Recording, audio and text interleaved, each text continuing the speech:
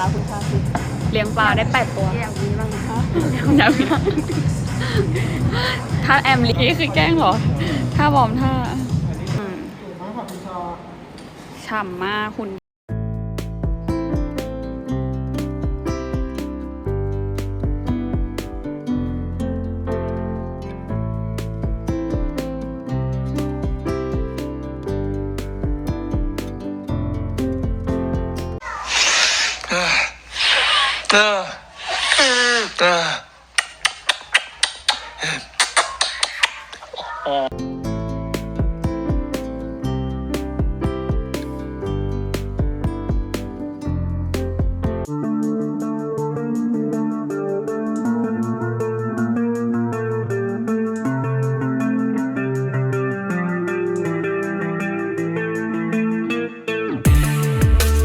ถ้าแม่ไม่พูดใครจะพูดเพราะฉะนั้นแม่ว่าแม่ต้องพูดเรื่องนี้นะเพราะแม่ก็เป็นคนที่อยู่ใกล้พี่วัดแล้วก็รู้เรื่องอะไรหลายๆอย่างเยอะซึ่งที่พี่วัดพูดนั่นแหละว่าตามหาน้องไม่เจอแล้วก็คนใกล้ตัวน้องเอาน้องไปไหนรวมทั้งคนที่มาจีบเหรอแล้วนาที่เขาโพสต์กันนะ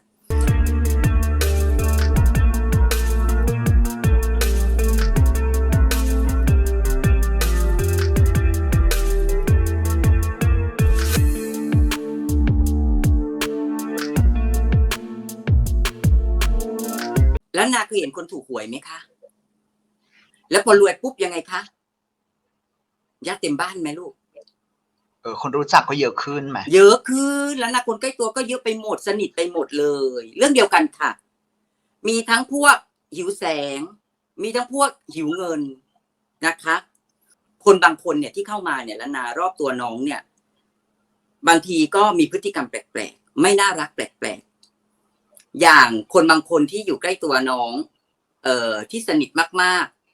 ๆแอบฉกเบอร์ลูกค้าพี่วัดก็มีมาแล้วขายงานเองก็มีมาแล้วให้ได้มาซึ่งการจ้างงานที่ไม่ผ่านกองก็มีมาแล้วคนที่เข้ามาก็หวังได้ว่าจะเป็นคนดูเองแล้วนาเงินมันไม่ใช่น้อยแล้วก็ที่แม่รู้มาไม่ใช่มีแค่คนที่ใกล้ชิดอย่างเดียวที่ว่าเข้านอกออกในได้แล้วนามีคนที่มาจีบน้องอีกซึ่งอันนี้แม่ก็รู้มาว่าพยายามครอบงำน้องแล้วพาน้องไปนั่นไปนี่แล้วทำให้กองมีปัญหาในการติดต่ออยากรู้ไหมใครฉันรู้ด้วยนะว่าใครละนาเหมือนเห็นในทวิตเล่าว่านางมีแฟนแล้วฉันงงมีคนจีบค่ะแล้วพยายามจะเข้ามาในชีวิตน้องแต่เขาตกลงเป็นแฟนกันหรือยังเนี่ยแม่ยังไม่ทราบนะคะคนนี้ก็ไม่เก๋ละนาเป็นคนที่ทำให้เสียเรื่องหลายหนแล้วคนที่มาจีบน้องเนี่ยอยากรู้ไหมว่าใครและคนนี้ล้านนาแม่จะบอกเลยนะว่าหิวแสงคนหนึ่งหิวแสงคนหนึ่งหิวเงินแล้วก็บอกว่าคนที่เข้ามาจีบน้องเนี่ยปรากฏว่าคนใกล้ตัวก็ไปเห็นดีเห็นงามอวยกับเขาล้านนาอวยยศกันสุดเปิดช่องกันสุดล้านนาให้พาน้องไปนั่นพาน้องไปนี่ไอ้คนเนี้ยที่จะเข้ามาจีบน้องอยู่ตอนเนี้ย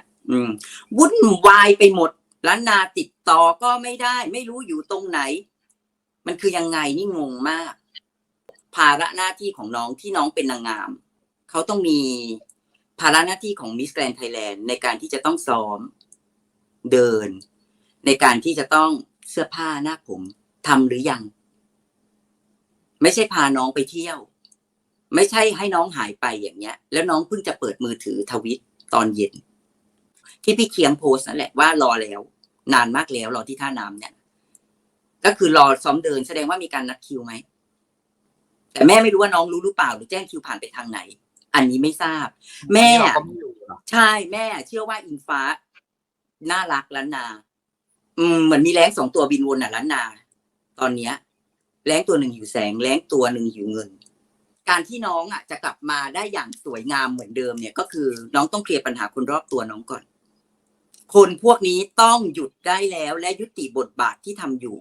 แล้วแม่ก็ไปทราบมานะว่าคนที่อยู่รอบตัวน้องที่ว่าหิวเงินมากๆเนี่ยก็บ่นว่าเซ็นสัญญาอะไรกันเยอะแยะนานนมอยากจะเอาไปดูแลเองเหรอหรือยังไงที่พูดแบบเนี้ยไม่ตัดสินหรือใช้คำพูดแย่ๆเพราะยิ่ง เราใช้คำพูดแย่ไม่ว่าจะพูดกับใครผลกระทบคือตกที่น้องเพราะถ้ารักน้องจริงๆอย่าทำแบบนั้นคนที่จะโดนผลกระทบหนักที่สุดก็คือน้องได้แต่ให้กำลังใจน้องแหละโอเคนะ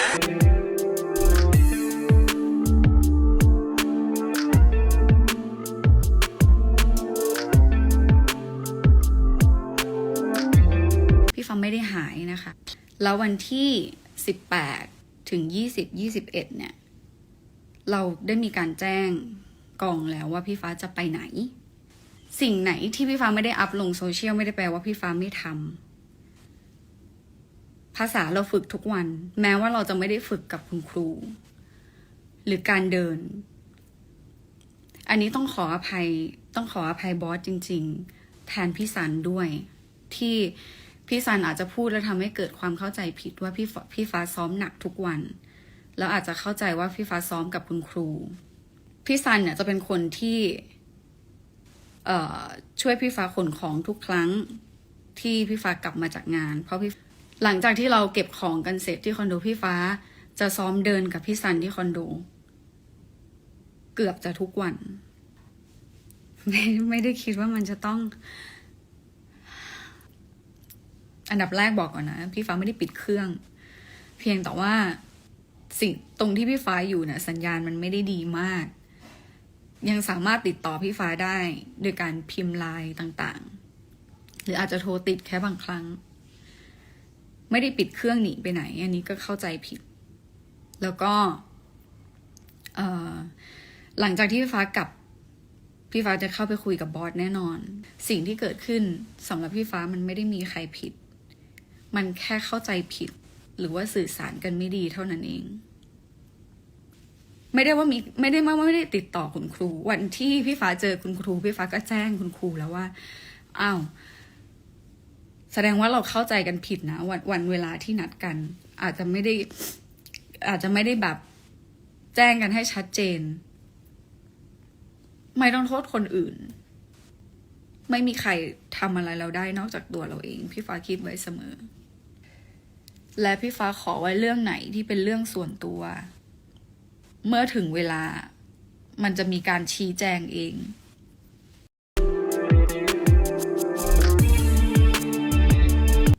บางเรื่องต้องให้พี่ฟ้ามีชีวิตเป็นของพี่ฟ้าด้วยพี่ฟ้าไม่คิดที่จะโกหกหรือปิดบังอะไรก็ตาม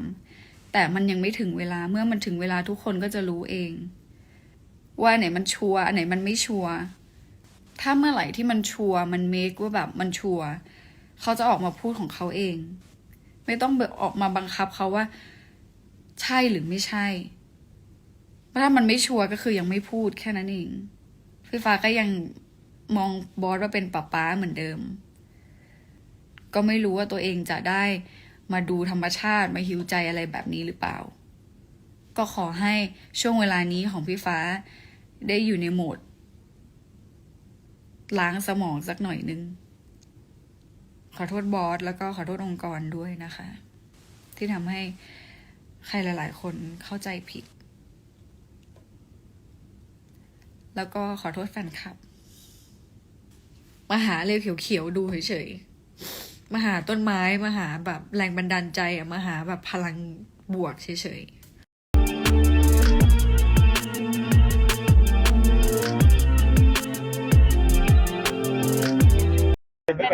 นอนหน่อยเดือนหน้าเดือนหน้ามีวันพักอยู่บอสบอกว่าเดือนหน้ามีวันพักมีเดือนหน้าค่ะที่เขาจะแบบว่าแพลนให้เราหยุดประมาณ 4-5 วันอย่างเงี้ยแต่ว่าเราก็ต้องไปแก้บนไงเราก็ต้องซ้อมด้วยอันนี้ก็ตารางซ้อมจะเป็นต่างหากค่ะใช่แต่ว่า 4-5 วันก็คือก็อยากให้เราแบบพักอะไรเงี้ยแต่ว่าอาจจะมีแบบไปแก้บนนานละที่เดียวค่ะไปแบบเงียบๆเนาะหนูไปแบบเงียบๆที่คำชะโนดแล้วก็แก้บนกระบน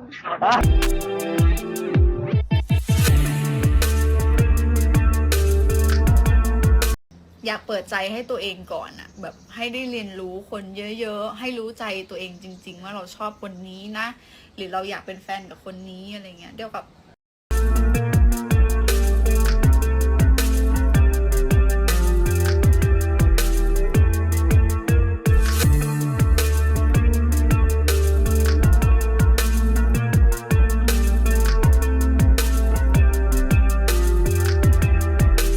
มาหาอะไรเขียวๆดูเฉย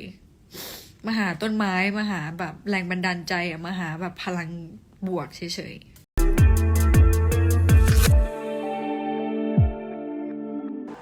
สิงคโปร์ไปจริงไหมจริงครับ แต่วันที่18น้องไม่ได้อยู่ประเทศไทยแล้วตั้งแต่8 โมงเช้าคนเราต้องรู้กาลเทศะน้องเองจะบอกว่าเข้าใจผิดไม่ได้เวลานี้ก็ควรจะต้องทำอะไรคุณต้องรู้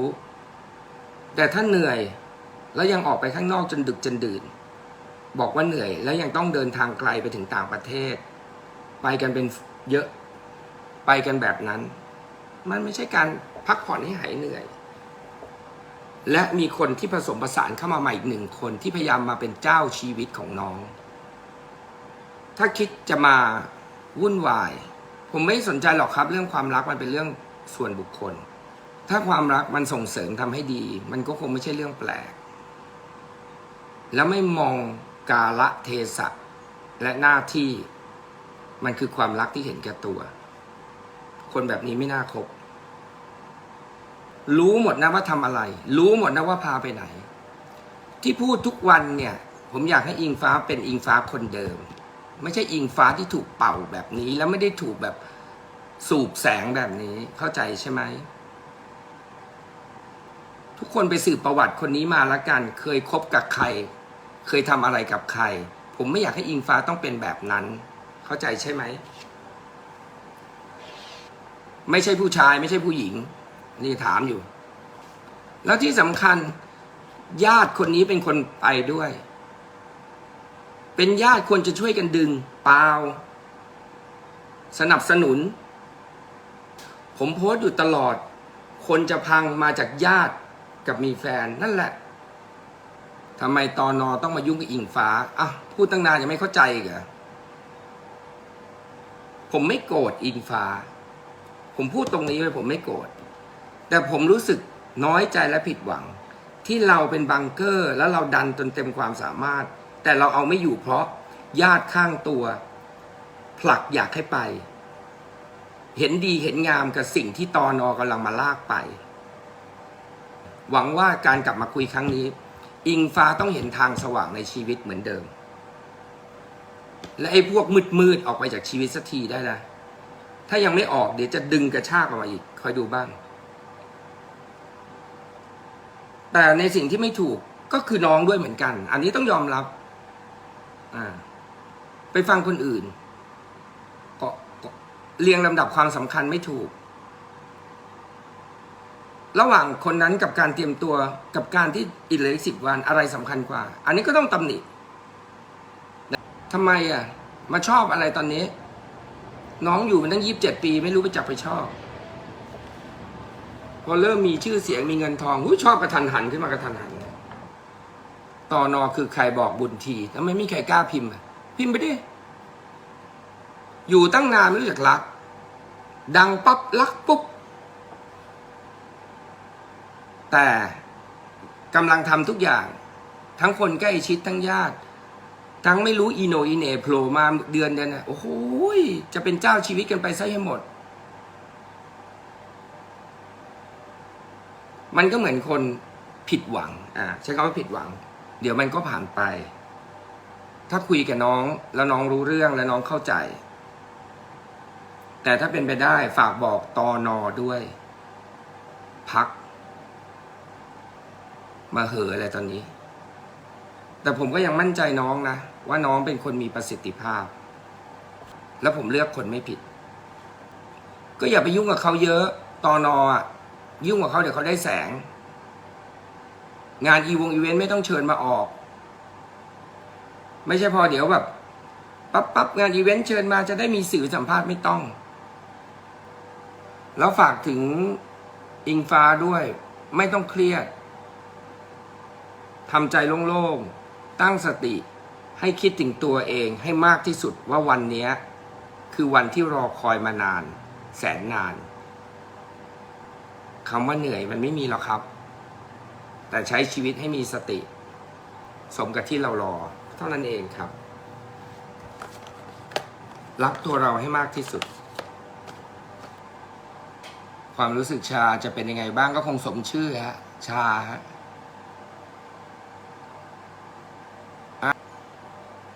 ถ้าชาร์ลอตดูอยู่หรือใครสื่อสารอยากให้น้อง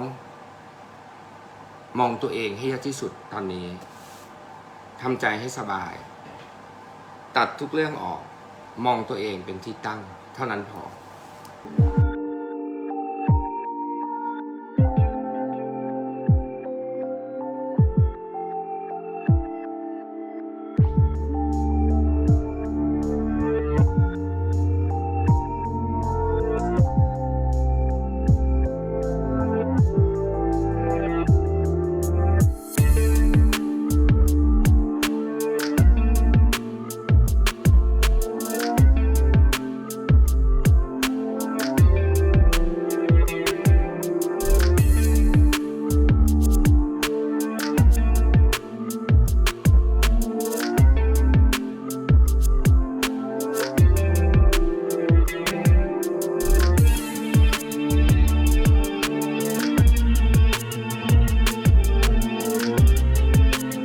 ก็หนูก็ยังจะเป็นน้องที่น่ารักเสมอแบบทุกครั้งหนูเคยบอกว่าถ้าพี่ฟ้าเศร้าเนี่ยให้นึกถึงหนูเป็นคนแรกแต่ถ้ามีความสุขเนี่ยไม่ต้องนึกถึงหนูก็ได้มีความสุขเลย